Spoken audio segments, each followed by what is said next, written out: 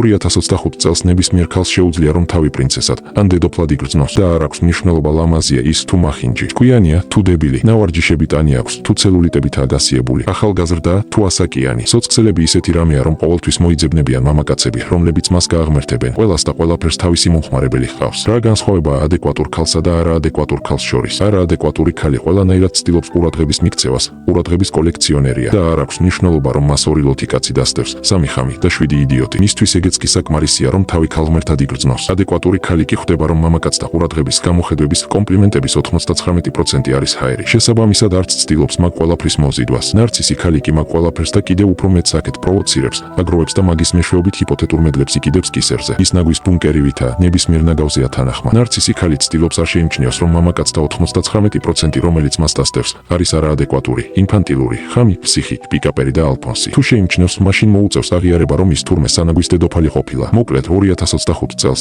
ნებისმიერ ქალს შეუძლია რომ გახდეს ნარცისი. ამისთვის არაფერი დიდი ძალისხმევა არ არის საჭირო. უბრალოდ სურვილი უნდა გაუჩნდეს და ეგ ავადმყოფობა ნებისმიერი ქალისთვის ხელმისაწვდომია.